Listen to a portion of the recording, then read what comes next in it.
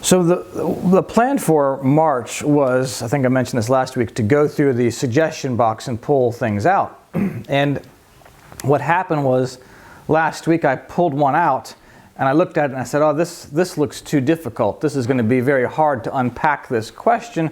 So I put it aside and I pulled out the one I did for last week, which was about the clouds. And so this week, the same process again. And I literally have a hat on my desk with all these things in there. And I pulled one out, and it was the same daggone one from last week.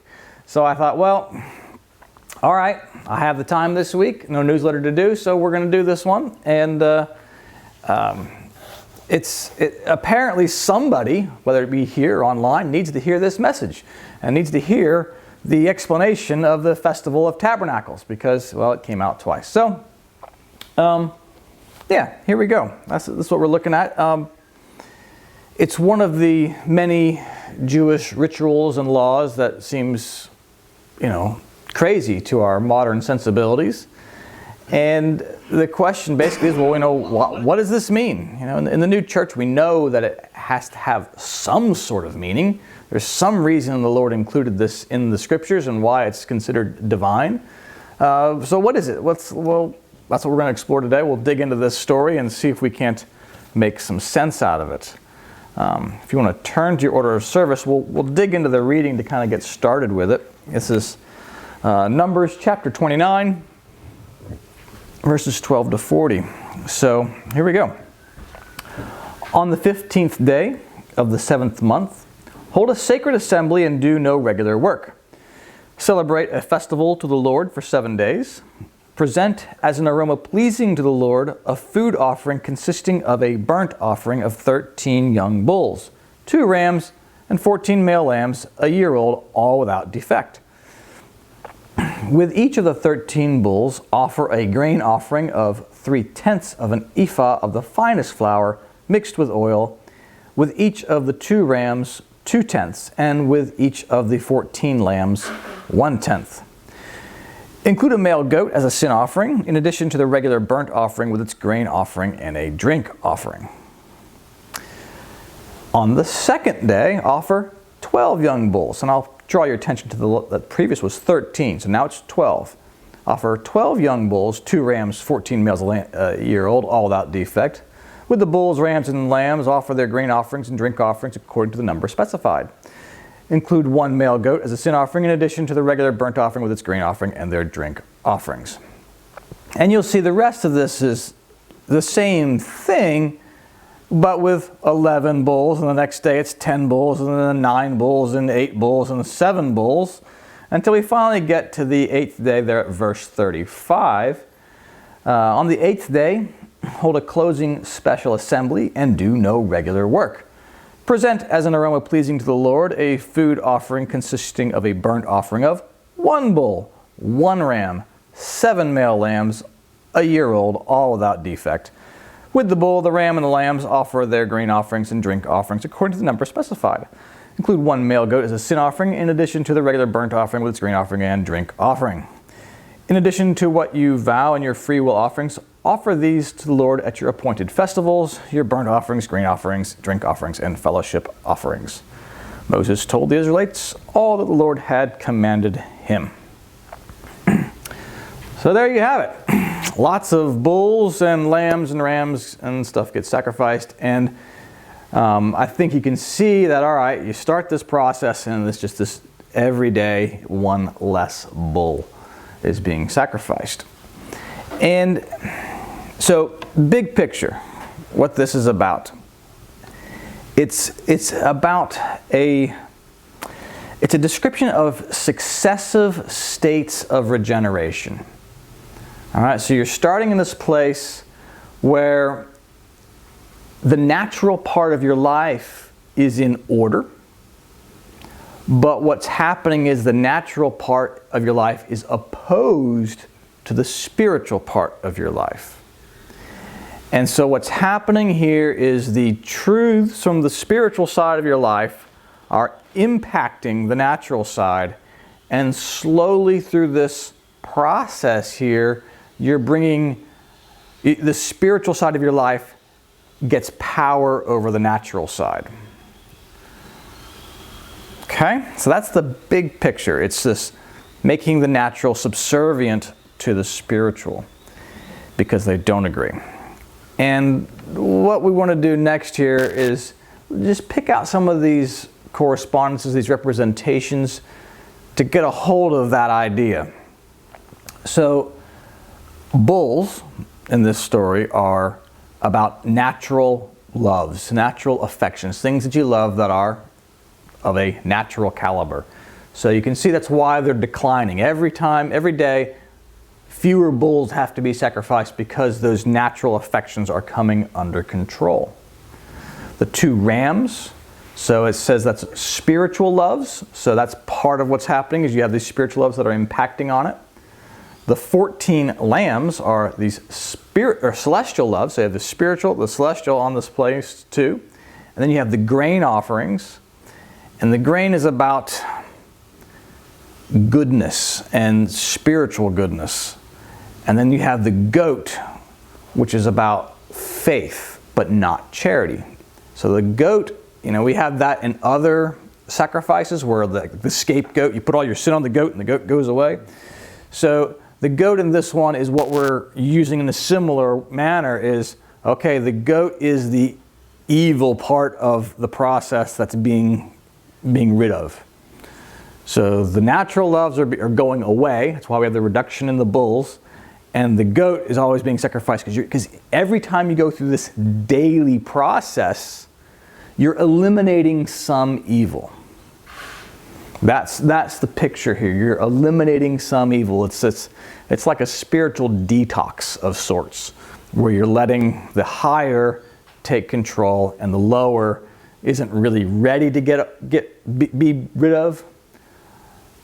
But there's some instruction that has taken place that is allowing you to see, okay, I need to do things differently. So let's go through this one more time, just kind of a little more detail here. So verse 12, on the 15th day, the 7th month, hold a sacred assembly and do no regular work. Celebrate a festival to the Lord for 7 days. So this is about a place where you've had instruction, so you know what you're supposed to be doing, but the truth, the writings talk about it as a truth that needs to be rearranged. The things that you believe have to be reordered. It's another arrangement of the truth that's improved from a natural and going to a spiritual level. And this rest that is, you're in a natural place, so there's some mental space where you're restful because you're doing the right thing. But this process is going to lead you to, at the end of this reading, another place of rest where you're now doing the right thing for the right reason. So you start with some rest and you're going to end with some rest, but this new rest is going to be superior to the previous rest. Verse 13. Present as an aroma pleasing to the Lord a food offering consisting of a burnt offering of 13 young bulls, 2 rams, and 14 male lambs a year old, all without defect. So all of these things, it's an aroma pleasing to the Lord. Think about it in terms of what's happening here. You have a giant altar and fire. And it's a fire that's of divine love, right? That's what's in place here. This love, or this fire, is represented in the tabernacle as a divine love. This is the Lord's love. And so you are offering up all these things of yours, your spiritual love, your spiritual truth, all these things that you have. You're offering that up to the Lord, and He's going to give you something new in place. So this aroma is pleasing because you're letting go of your ego, you're letting go of yourself, you're putting it all on the altar to the Lord and say, okay, take this and purify me by rearranging things. And you have 14 and 15. With each of the 13 bulls, offer a grain offering of 3/10 of an ephah of the finest flour mixed with oil. With each of the 2 rams, 2/10, and with each of the 14 lambs, 1/10. So again, it's this spiritual side coming through into the natural side, and it's all these animals. You'll notice that in Jewish tradition they have clean animals and unclean animals. And everything here that's being given up and offered up in this ritual, these are the clean animals, right? With the exception of the goat. So you have all the clean animals being offered, all the stuff of yourself that's good. You're saying to the Lord, I give this up to you, and I'm going to, in the process, get rid of this dirty animal, the goat. So we're being purified by this process. And that's verse 16, getting rid of the goat as a sin offering. And then as you skip through to the end, verse 32, on the seventh day, offer 7 bulls, 2 rams, 14 male lambs. You're back to number 7 now. So 7 is about things that are holy. We see that all throughout Scripture, right?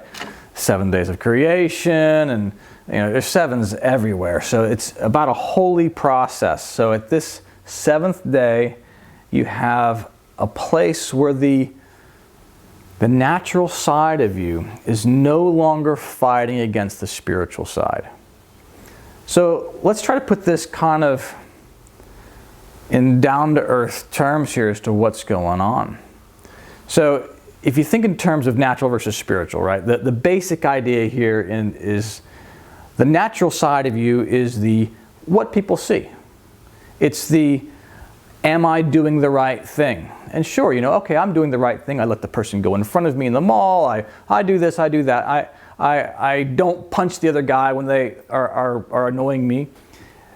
But the spiritual side is what? It's, well, what am I thinking? What are my intentions? How am I feeling towards that person?